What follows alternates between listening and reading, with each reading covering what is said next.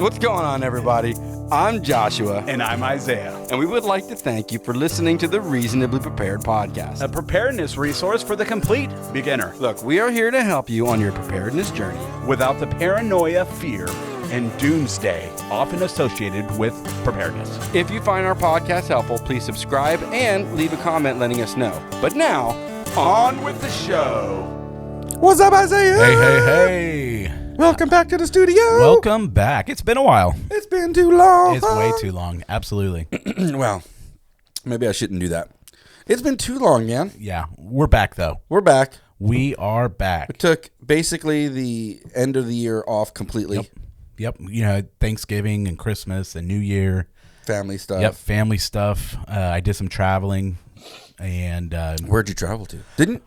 Where'd you go? Went to San Antonio for Thanksgiving.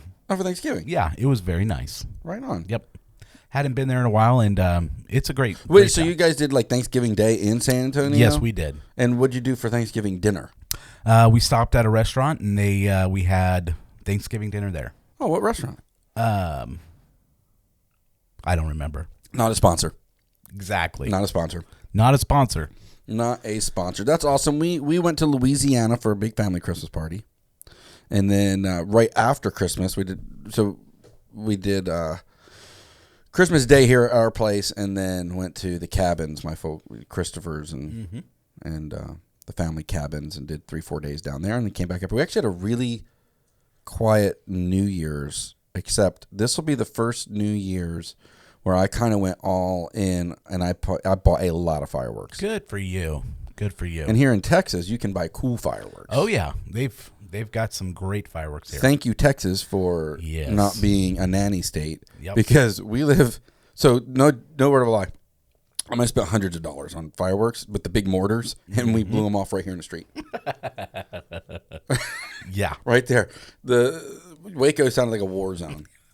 Did you have a lot of smoke in the streets? Oh, yeah.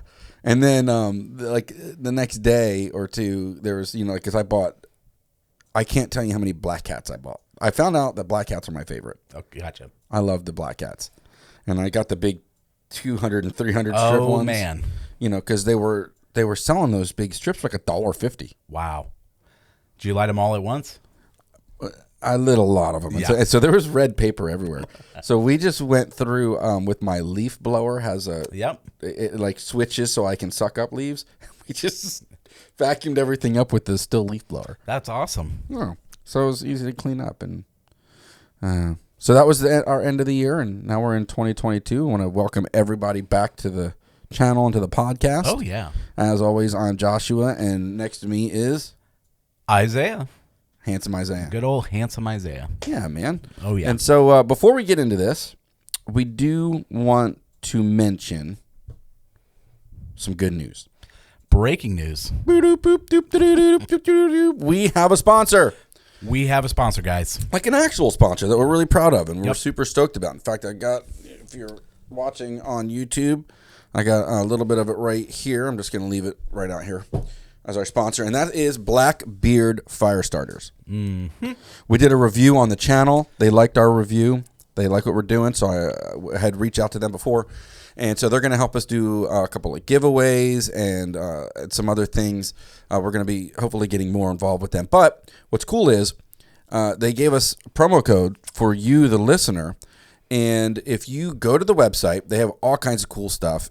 Something called the Pirate's Plunder. It's got a really like a 1/2-inch ferro rod, a bunch of the fire starting rope. So if you're needing any, hands down, some of the best fire starters I've ever worked with. It's really good products. Yeah, it works really, really well. I really like it. Keep it in my truck. Keep it in my backpack. Keep some in the house, and then we're about to do a video where I keep some survival goodies on my hunting rifle. Right. And it's light enough that I could actually put it in the little hunting rifle, so I could start a fire anywhere with it. So go to the website, look at the Pirate's Plunder. It's like $75. Comes in a little bag and everything. Or you can just get like a 3-pack of the ropes for like $28 or something like that. And if you go to their website and type in the promo code PREPARED, there'll be a link in the description below. Use the promo code PREPARED. You're going to get an extra 10% off your order and just tell them Reasonably Prepared sent you. Oh, yeah. We're giving you guys a Christmas present. Yeah, but it's not. But after Christmas, we're giving you a 2022 present. Definitely. So go check it out. Blackbeard Fire Starters. We'll put the link in the description below on YouTube and on the podcast. And type in the code PREPARED, PREPARED, for an extra 10% off your entire order site-wide. Thank you, Blackbeard. You guys are awesome. We'll do more work with you guys. Yep. All right. What are we talking about today, my boy Isaiah? Well, as you know, we have our 3 main topics that we cover here on Prepper this Trinity. podcast. That's right, the Prepper Trinity, which is water, food, and medical. Right, water, food, medical. Yep. We did water a while back. Correct. A whole episode of water. Go check that out. That's your starting point. And this time we want to kind of unpack to get people started in on food, what to do, how to start. Once again, this is not going to be exhaustive. We rarely, anything we do here is super exhaustive, but we're just trying to help people get their feet wet. Correct. Get them organized. A lot of people seem to have anxiety over this one as well because they think they have to go out and buy, hundreds and hundreds of dollars worth of food. Buckets of the dehydrated, survivalist food, the patriot foods and all that kind of stuff. And we want to kind of bring some clarity there. Same thing with water. We learned that a lot of people do things like buy a lot of water gadgets, but then they don't really actually have any water.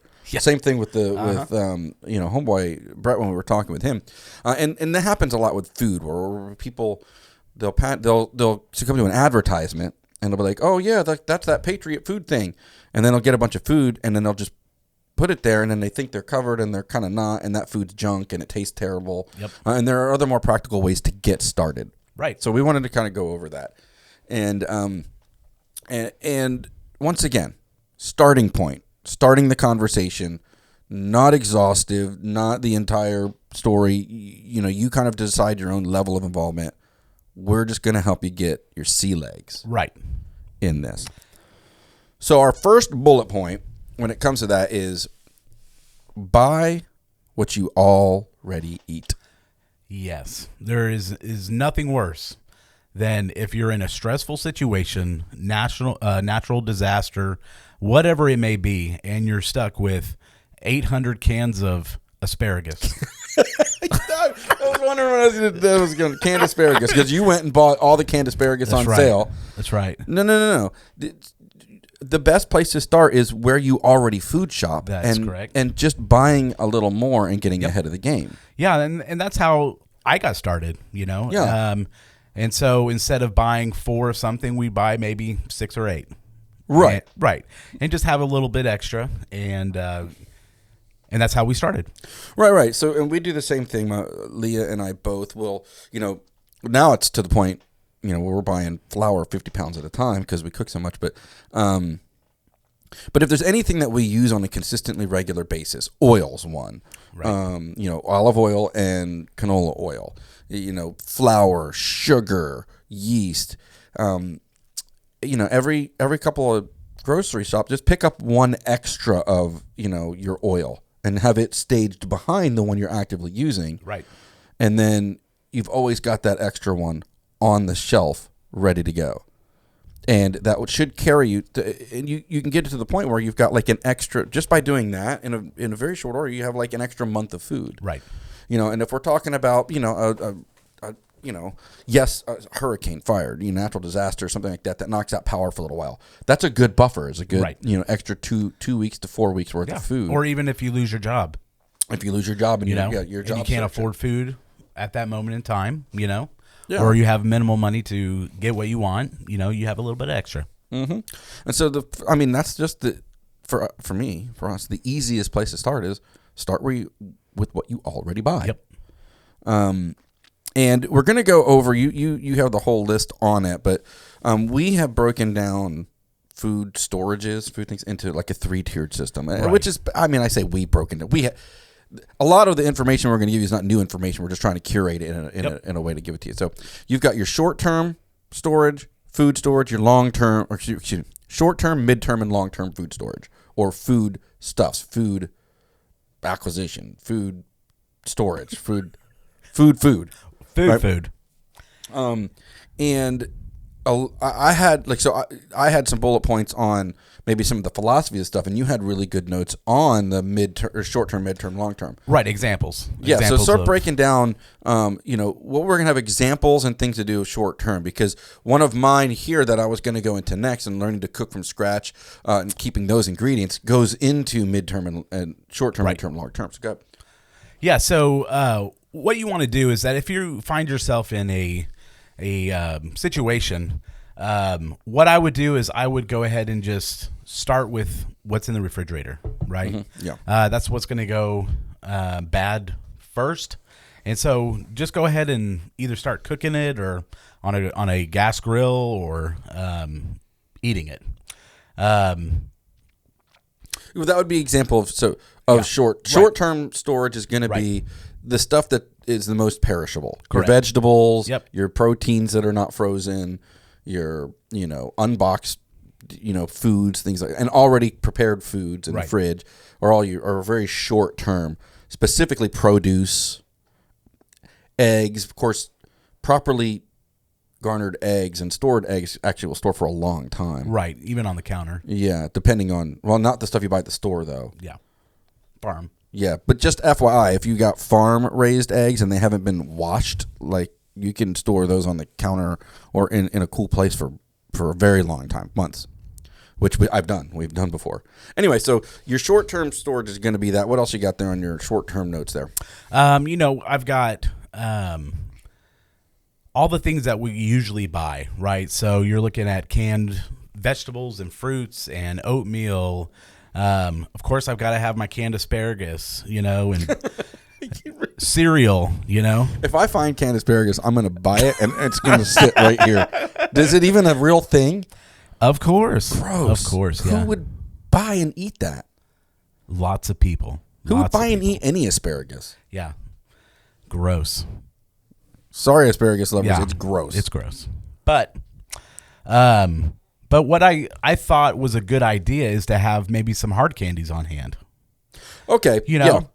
Just something to help you out in a stressful situation, And I know that your kids call it a certain thing. Oh, well. What do they call it? So this is what we're talking about, keeping like familiar foods and desserty. Yeah. We call it treatable. Treatable. They're Yeah. treatable things. So We want something that's treatable. Yeah, just something that gets your mind off it for maybe a second or two, so you're not so stressed out, and maybe put a smile on your face. Yeah, it's when we talk about survival food and things like that, it's really easy to be like, well, if you're in a survival situation, you'll just be happy to have anything.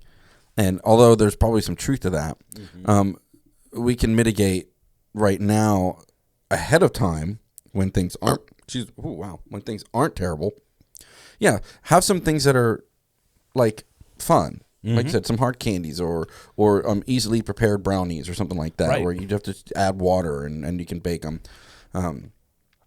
Provided you have a way to cook it, Right. but still, just things that are more familiar and treat and help alleviate the mental stress of the already stressful situation. Right. So some couple of treats, yeah, and you could put that could be considered even long term depending on the type you do. But, Right. So more short term things are going to be also things like cereals, Right. box cereals. What else you got there? Yeah, it was What do you got? Bisquick. Oh, Canned chicken. That'll store for a long time, but this is stuff that you probably already have on hand and is familiar, right? So, yeah. So that's gonna be your short term. So Yeah. you can start it, and it's a cool place to start. But then you got your midterm stuff. Your midterm storage is what it's the stuff that's in your freezer. That if you have power, it'll just it'll store for a year or more. Yeah, so, or more, depending on how it's packaged. Yeah, short term, I guess we'll just call easily perishable. Then midterm, where it's not a forever food. But it could go bad in a year to 3, 1 to 3 years, and then 3 on is going to be long-term food storage. But stuff that's in your freezer, canned goods, non-perishable foods, what we call non-perishable, which once again do have an expiration date. So Right. It's a misnomer to say non-perishable because they can perish. what It's up to you whether or not you want to take it past that expiration date. right. So canned foods have an expiration date. FDA says they have an expiration date, but a lot of times, in most cases, that expiration date is kind of arbitrary, and that's actually it's best if eaten. It's a freshness date or best if eaten by, and you can actually go well past it. We're talking about cans. Use your better judgment. If you're talking about can and it's swollen. Yeah. Or you open up a box of macaroni and cheese and there's bugs in it. Yeah. Red flag. Yeah. Red flag. Don't eat those sorts of things. But that's going to be your midterm storage. Once again, provided you have power, you can keep food in your freezer for a very long time if it's stored properly. Right. Okay. Yep. And once again, 1 to 2 years. Now, freezer burn is an issue. It's a concern, and you'll want to cycle through that, but you can do that. And then there's your long-term store. Actually, so there's a middle ground there between midterm and long-term. Like MREs have like a 7-year shelf life, right? So they're kind of long-term, but they're kind of midterm. And an MRE is a meal ready to eat. That's what the army, the military eats, and they come in these cool pouches, and in the pouches there's basically an entire meal, and they're light. Yeah, they've got a smaller footprint, usually than cans, right, or anything like that. So it's a lot easier to store a lot more of them. They are going to be more expensive than, say, a can of green beans or corn. Right, exactly. And so and then your long term are going to be your dehydrated foods, your freeze dried foods, the add water to foods, and there's a plethora of those as well. My mom and dad and our family, we have a lot. They have a lot of those kind of 20-year food, 20-year plus food shelf life, dehydrated and freeze dried foods, and it's a lot of them are just salt calories, right? And I don't know if they taste good. I'm gonna be buying a whole bunch of different versions of those so we can taste test them to find out which ones taste good. Yeah, that's I think the most important thing. And I would recommend you do that because you can buy samples from any of the companies, whether it be Wise Owl and then My Patriot Supply, and all of these different places, and some are really, really good. And look at the nutrient density. Like what are the ingredients list? Does it have good protein? Is it nothing but just salt and carbs? Right. And that's only good chemicals for a certain amount of time. Yeah, just salt and carbs. And if you're dipping into long-term storage because of a long-term emergency, you want something that's going to be beneficial for you and not... It's going to make you full, Yeah, and it's going to benefit your body. Yeah. And and once again, not be so salty, or once again, just taste bad. Yeah. Because a lot of these companies will... that's why I want to find out who it is. These companies capitalize on the idea that you're going to buy it and forget it. So they don't really have to make them delicious or good or really all that good for you. So be careful when you're buying those long-term buckets of food. And once again, we're going to do research on, because I want to buy them, on several of them. And I had some before that we would keep in our Icebox. And then it dawned on me, like, I've never even tried these foods. Like, I don't even know if they're any good. We just picked them and put them in there like most people do, and I'm going to not do that anymore. So this is a little bit of a plot hole in my own game. Yeah. And for the channel and for our own personal, I'll be researching and actually doing taste tests of long-term dehydrated, food storage. What are you looking at us? What's up, producer Caleb? Well, I've got kind of a off-topic but fun statement to make, which is that a video on the Reason Prepared channel has just surpassed 1,000 views. Oh yeah, yesterday was 999. Talking about the water one. Yeah, nice. 1,004 views as of this morning. Right on. Thank you guys, man. Yeah, thank you everybody for watching the channel and coming in. Let's get back to the food. So once again, start with what you already buy. So we'll start there and get what you already consume to up to a month. Right. So that, in other words, if you're, you make your grocery list. Now, hey, this is going to require a little bit of forethought. I know in today's modern age, people food shop as they feel they need it, right? But they don't actually budget out for the month. They're just, I think we need this and we need this, and they'll go and they'll just kind of haphazardly buy. So this might require for you to actually budget, similar to how, just Plan. Think about it. Plan. Yeah, plan. In our house, my wife is taken to planning meals for the entire month. Now, it's not so rigid that, Monday, Tuesday, Wednesday, Thursday is pretty much plotted up, but we rearrange meals all the time. Yep. It's basically just 30 days worth of meals, and then we just divvy them up how we want. And she'll be like, well, on Tuesday it's Taco Tuesday, and Wednesday we're doing meatloaf, and Wednesday we're doing this. And she'll do that for almost the whole meal, and then or the month, and we'll budget out food for the month. So that's one way to get ahead of food storage. Get yourself into a position where you have at least, first things first. You all right over there? Yeah, I'm good. I think you good just now. blew your brains all over the wall. You're welcome. Here, I forgot to mention this. Get as part of your Icebox, 72 hours worth of food stored up. Right. Okay, some canned food, some non-perishable food, and cycle through that every 6 months. Put that in an Icebox. Get yourself 3 days worth of emergency food in your Icebox. Download our Icebox emergency checklist so you know what's going on. There'll be a link for that, but that is the first thing to do.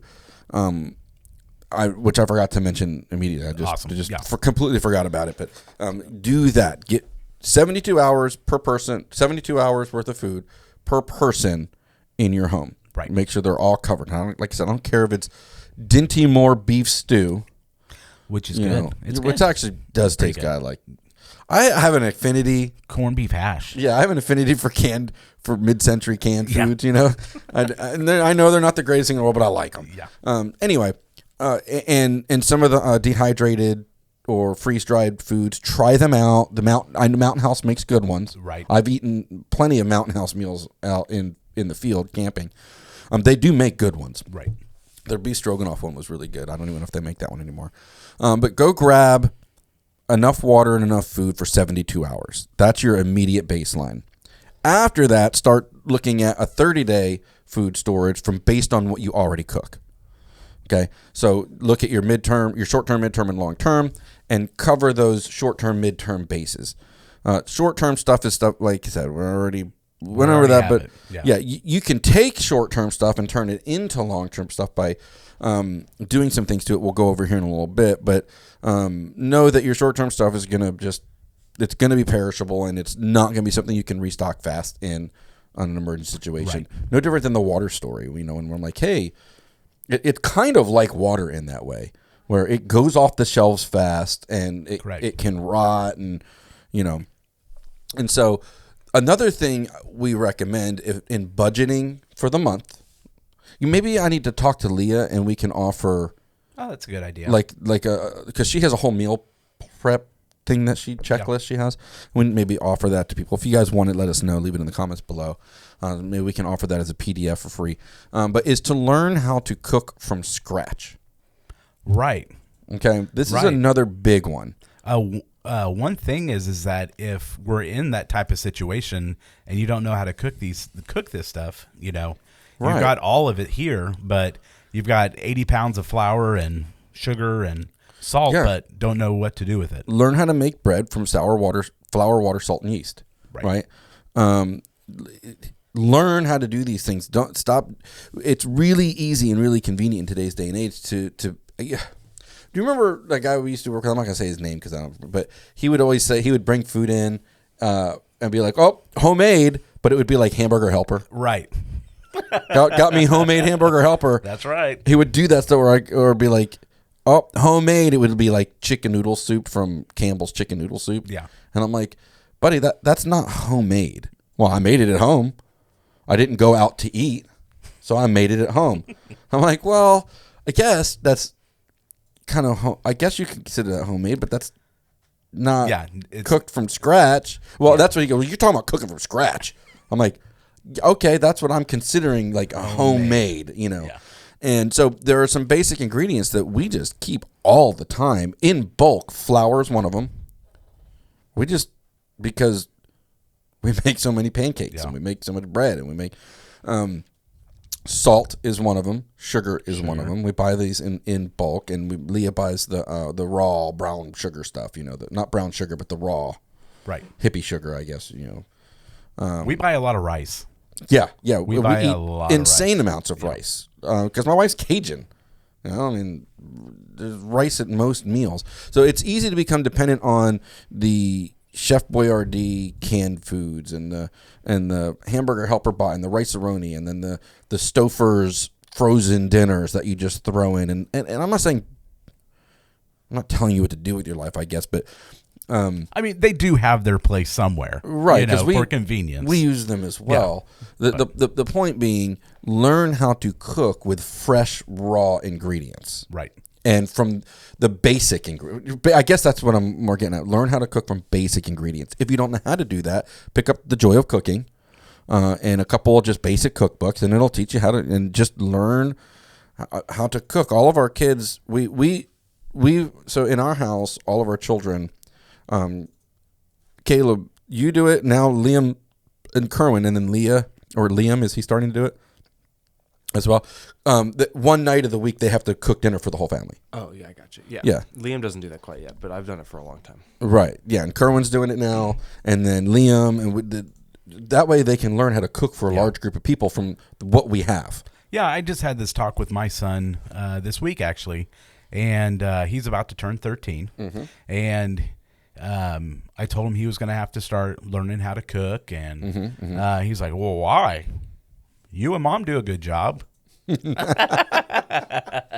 Well, son, Yeah. we're not going to be here forever, and you're not That's going to right. live here forever. It's called life lessons, buddy. Yeah, for sure. And so we do, and then they have to cook for the whole family, and it gets them out of just cooking for just a tiny little bit or convenience food. It's no, I'm cooking food. I'm preparing whole chickens and baking them. I'm preparing whole, burgers or whatever it is. Right. And usually we start out simple. Burgers is something pretty simple. Anybody can grill or fry up burgers. And then you got the condiments and everything like that. So learning how to cook from scratch and from the basic ingredients, and then keeping those basic ingredients on hand is something that's very important. Another place, if you are looking for long-term storage, like you just said, is, hey, rice and beans. Right. And so when we're talking about long-term storage here, it's going to be something that's going to last over 10 years. Right. So I just wanted to make that clear. This is something that will last for a long time. And there are some things that will last, 25, 30 years. But even in my dry stuff, that is my long-term storage, we still cycle through it. Yeah. Yeah. Yeah. I don't want to lose it. No, no, and because we both eat a bunch of rice. Leah buys rice at 20-pound bags. We like basmati rice and some other rices, and we always have another bag behind it. But then I just talked with Leah, and so I'm going to buy food grade buckets. You have some in your food preps, Right. With the seal lid and some Mylar, the big Mylar vacuum seal bags, and I'm just gonna fill them. We used to have these, and since we moved away from our prepper property and we're in the city now, we kind of got away from it, and I'm restocking. But we had 5-gallon buckets full of rice and full of beans and full of dehydrated potatoes, and dehydrated milk. And the Mylar bags. This is one of those stereotypes of preppers, right? I know whenever I talk a lot about, I'm prepared. I make sure that my family will be good in a natural disaster, or if I lose my job. Oh, what, you're getting out the Mylar bags? Right. Yeah, because they do a really good job at preserving food. Right, exactly. So, but I store a lot of rice, a lot of beans. What really makes it long-term storage is the lack of moisture and sunlight. Yeah, moisture and sunlight. Right. Right. And so, just think about that. And if you're buying food already that has no moisture in it, so I'm talking about pastas, grains, beans and lentils. We have so many lentils, and what we don't and probably won't ever have? What's that? Lentils. Oh, I love them. Leah grew up eating, because she's so poor lentils. Cajun, right? Yeah. So lentils with a teeny bit of, basically a ham bone in it, just to give it flavor. Yeah. And she's like, I won't. They're not allowed in our house because Leah's like, no, I don't want lentils in my house. Yeah, during the winter and fall, we have a bean meal probably 2, maybe 3 times a week. I mean, and my wife will pull out the split peas or the lentils and the beans, and ours is chili. Rice. The whole family loves chili, and she packs it full of beans. But also you want to look at like there's so many things that are dried, right? Mm-hmm. There's companies making millions of dollars off of dehydrated food. One I can think of off the top of my hand is called Thrive. Not a sponsor. That'd be awesome. But if their food's any good, once again, I want to try it. So yeah, they freeze dry individual ingredients, right? So you can have a can of onions, a can of corn, and you can actually make meals out of those cans. And so, but what makes it that way is the lack of moisture. Yeah, pull all the moisture out of it, freeze dried, and then or dehydrated. But I think freeze dried is kind of the superior way, as I'm doing more research on that. Yeah. And once again, having eaten Mountain House and all that, those are really, really super duper good. But I guess if we're going to tell you to keep these specific things on hand, rice is easy. Right. Beans. You want to make sure also that this is where water turns into food storage, not just water storage. So you're making sure that you've got enough water to constitute these things: your rice, your beans, your dehydrated, your milk, powdered milk is another thing we keep. Right. I mean, how much of a nightmare would that be? And you're relying on all this food, but have nothing to make it. I know it becomes dust at that point, right? You can't, anyway, so make sure you've got enough water to reconstitute these things. But I would definitely pick extra rice, extra beans, because rice and beans make up a substantial meal in an emergency. Right. There's dehydrated potatoes we've kept before. Now, not everybody in our house likes those. I do. Yeah. But I guess in an emergency, it's just an extra starch to eat. And then powdered milk. Mashed potatoes are really just a vessel for butter. Yeah. Yeah, that's all it is. Right. Hopefully you've got butter. Yeah. and a grid down. Which that's another thing. We buy our butter in big bulk and I freeze it. Right. We put in. So we'll buy at Sam's. At any time we'll have those big bricks of butter. We'll have 3 or 4 of those ahead of schedule or in reserve. In reserve. Thank you. In reserve. So yeah, make sure you get yourself some extra rice. You can store that in, depending on, how big your family is, how much rice you guys eat. You either just store it in, an airtight small container. I've heard of people putting them in like soda bottles. Oh yeah.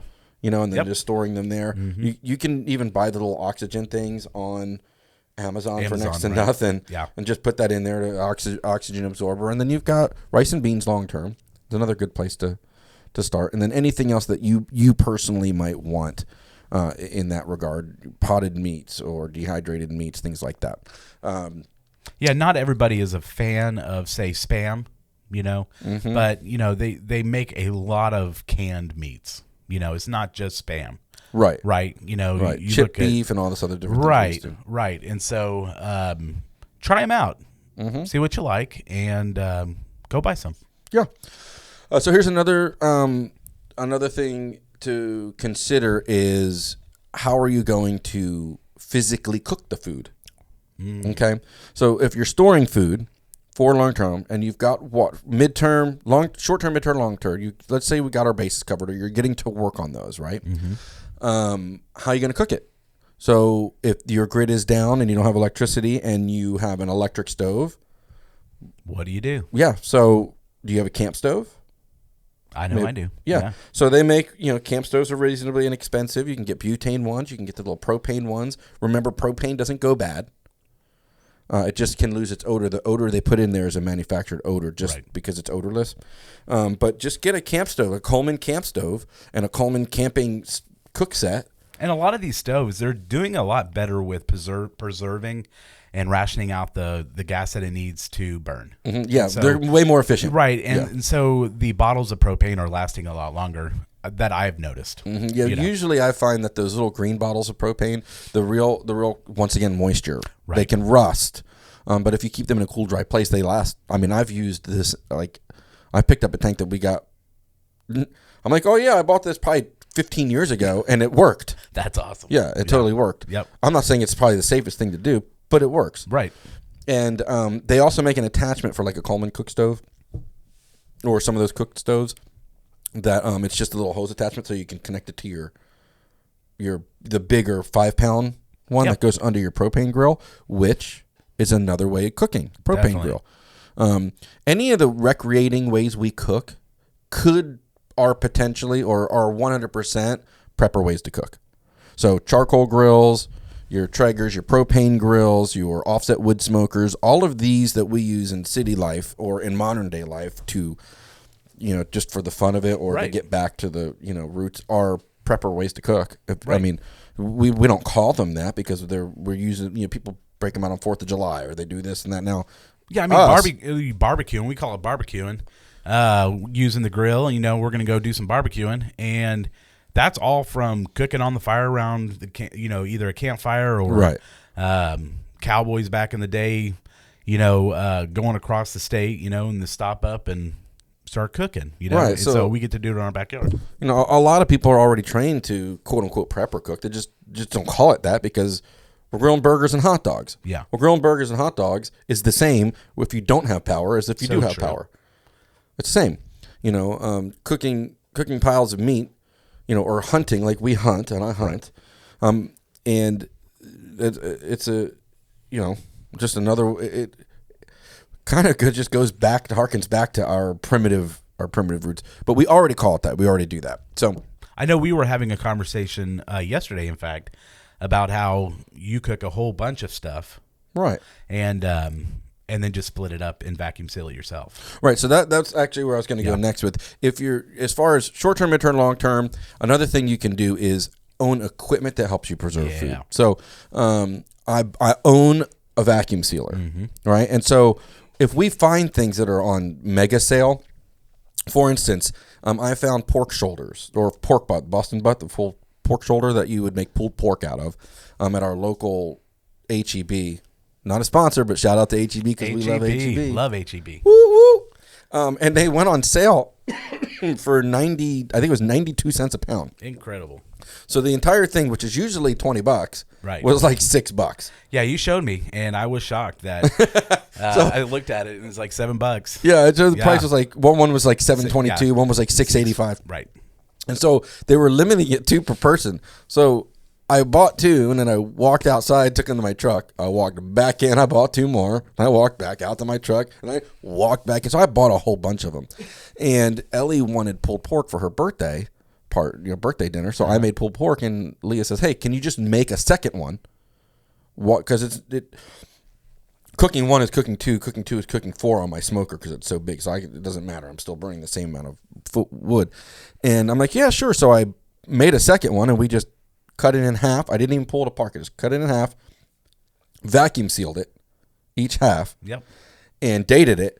And now my wife has a pull out of the freezer convenience meal like you would buy at HEB. All she's got to do is take that, put it in some boiling water, turns it into like a sous vide type bag, and then she's got heated pulled pork. Excuse me, she got heated pulled pork and a whole family meal. And with no extra work on our parts, except for the fact that I own a vacuum sealer. So learning how to preserve your own food, vacuum sealer, jarring. We're going to be doing some things on canning and jarring. Learning how to. These are a bit more on the advanced side after you get yourself up and going. But I mean, you can kind of jump into the stream anywhere you see fit, which is fine. Well, once again, get 3 days worth of food. Yep. Have 3 days worth of food, and then have a week worth. Have your month, but do that first. Just do that, please. But on the more advanced side, I have meat slicers. Another thing we do with our vacuum sealer is Leah will prep food all day on Saturday. She'll make meatballs, she'll make meatloaf, or she'll make all of these different meals and not cook them, just have the meats prepped, Right. or the proteins prepped, or the servings prepped, vacuum seal them, put them in the freezer, and then for the month, when, month or even 2, when it's like, oh man, what are we gonna have for dinner? I don't know. I got meatballs. I can just toss in the pot, brown them up, and now we got spaghetti and meatballs. Right. Instead of Making trying your own MREs at that point. Yes, exactly right. In which actually I want to do the same thing. I want to try to make MREs using vacuum sealer. That'd be I awesome. wonder if we can do. We could do it. I don't have to research that, but I think I want to try making We could do our own little MRE thing.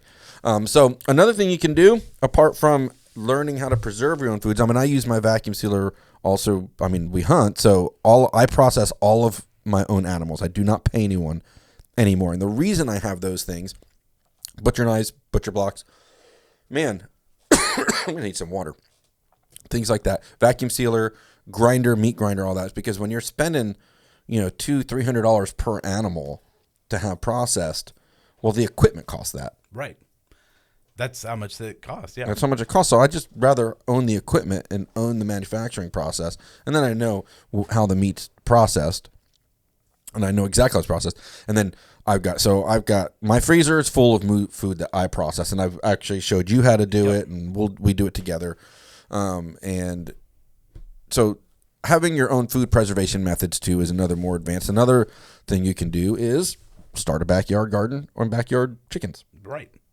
Check with your city ordinances on chickens. I think most places let you have them with no rooster. But I'm going to be honest. Having lived on big pieces of property and owning chickens, at one point we had 60 chickens. Yeah. Guys, chickens are actually really easy. Yeah, we had 25 rabbits. We started with 3. Yeah. And they did what rabbits do. And we ended up with 25 and relatively easy, Yeah, chickens are super easy. Yeah. Though. Chickens are super easy. They don't need a lot of space. You just keep them fed. Excuse me. They eat a lot of your leftovers, Right. so you're going to create less waste. But you can have, 3-4 chickens, 3-4 laying hens. They're going to lay 2 to 4 eggs a day. Most people, thank you very much, Producer Caleb. Water. Man, I needed that water. Some backyard chickens and in a backyard garden. What was the thing you were telling me about earlier? It hangs upside down and grows food. I think it's called the topsy-turvy, and it's Topsy-turvy. Tomato plant, and you can hang it upside down, and it grows.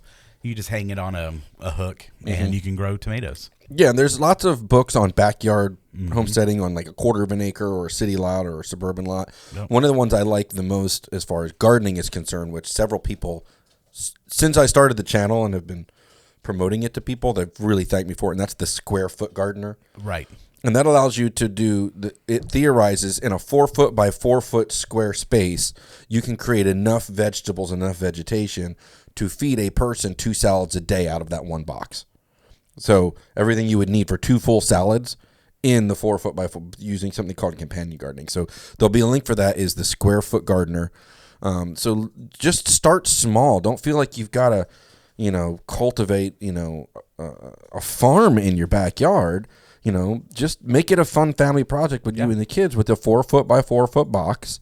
Learn and when you do it that way with a raised one too, less weeds get in there. Right. But 4 foot by 4 foot box, square foot gardening, and then chickens need a 10 foot by 10 foot area for 4 or 5 chickens. Just make sure it's covered and they've got a place to go in and lay and all that. You can, listen, for all you fancy people, you can go to Tractor Supply or Orscheln's or Atwood's or any farm and feed store, and for like a few $100 buy a really cute chicken house. A chicken mansion. Yeah, like literally.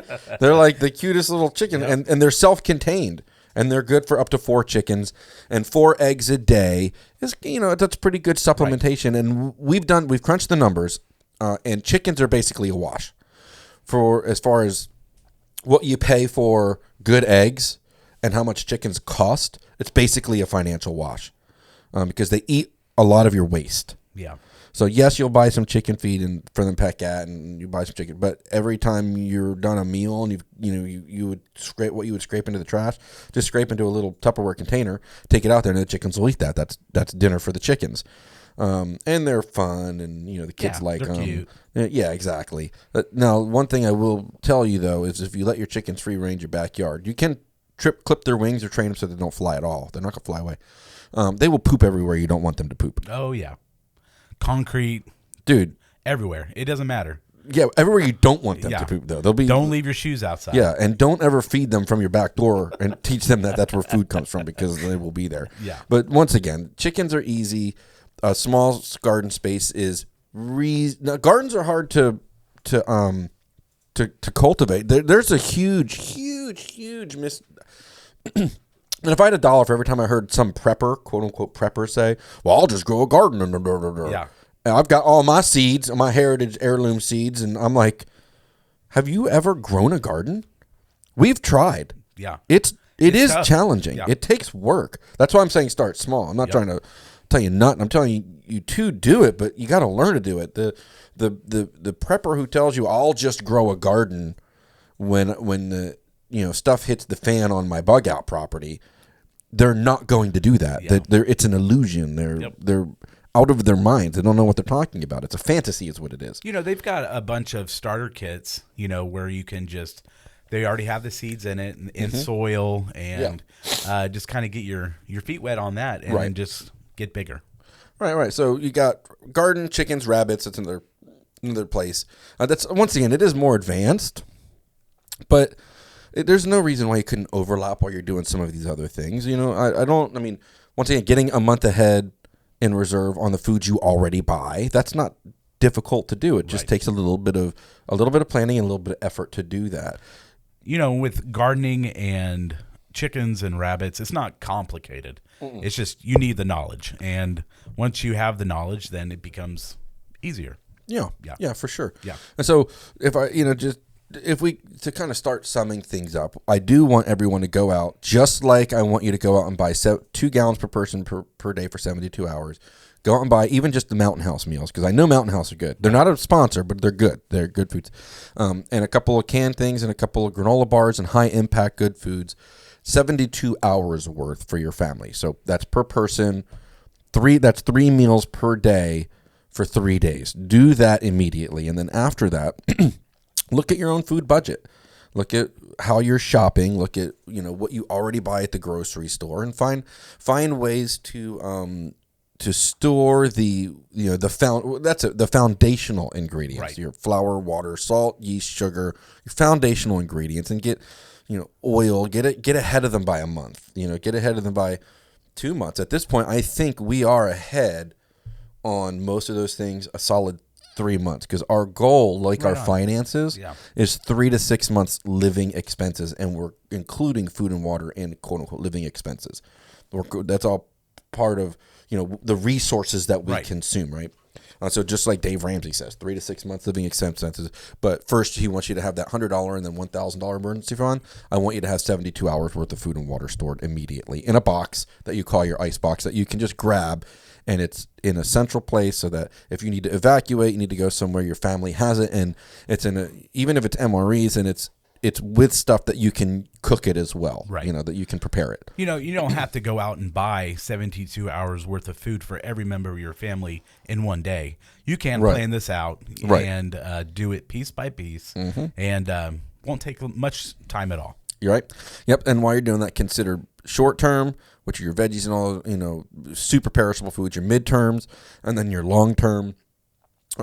Make sure when you're looking at long term and even midterm, you're looking at the ingredients list, and you're buying high impact good foods that aren't just junk for you, and try them out. Get samples from these companies, and I do recommend, hey, the whole point is to become less dependent on the system. Right. I like the system. I think it's neat. I'm glad we have it. Yeah. But we don't want to just be utterly dependent on it, so that when the infrastructure starts to crumble or shake a little, like the tremors we've been having for the last couple of years, it doesn't shock us off of our feet. And also having 3 days worth of food or 72 hours worth of food is a confidence booster. If something were to happen, you're good for at least 3 days. You don't have to live in fear. And typical emergencies last about that. I think the average power outage is kind of the average and the way to start. But if it's not in your area, at least get your 72 hours and then just increase it, Yep. And just start from there. Learning how to preserve your own food are also good things to know. We're working on that ourselves. There's some holes in our game there. We know quite a bit about it, but I don't know everything. Right. And so people that I know more than me, I humbly ask, hey, some friends with property, hey, we're talking about raising hogs again with them. And so I've tried to, kind of as a mutual assistance type thing, where they're like, hey, Caldwell, you know how to do this, and we have the property. Can we team up? And then I give them meat, I give them knowledge, I give them information, and they have an area for it. But if you don't know how to can or jar food, ask old Aunt Betty. Absolutely. I'm sure she would love to hang out with you Oh, yeah. and teach you how to can food, right? Consider investing in food preservation items like meat grinders, dehydrators, vacuum sealers, yeah. And you know, as just fun projects to practice, make your own jerky. You know, go out squirrel hunting with somebody and get a bunch of squirrels and learn how to make squirrel stew. It's actually really good. Yeah. I know it sounds weird. I've had rabbit stew, and it's delicious. delicious. It's so awesome. Made a Guinness rabbit stew. That sounds really good. Yeah, actually. it was really good. Yeah, super good. So hopefully this helped. I know it's a little bit of, all over the place, but hopefully it's a good place to start. And if there's any other information you need to know or would like to know, just ask us in the comments. And if we don't know it, we'll research it and find it for you or help point you in the right direction. Yeah, or if there's something you want to see more of, just let us know in the comments, and maybe we'll do another podcast. Yeah, for sure. So the Trinity Water Food Medical, this has been the food one, getting you up and going with food. If there's anything that we forgot, you know, that you're like, hey, I do this, or you've got any other ideas on ways that you preserve or make sure your family is well stocked when it comes to food and taken care of when it comes to food, let us know. Man, I like good ideas. I would like to know more. We certainly don't know everything. All I know is, you know, living on 15 acres for a long time, and now I live in the city, and we're trying to figure it out. Right. You know, it was a culture shock, but we're trying to figure out now how to prep inside of, you know, a city. Urban city, yeah. Yeah, exactly. So we're super grateful for everybody. Leave the comments below. Like, comment, subscribe, all the formalities. And Thank you. And remember, just because you're prepared doesn't mean you're paranoid. Awesome. See you next time.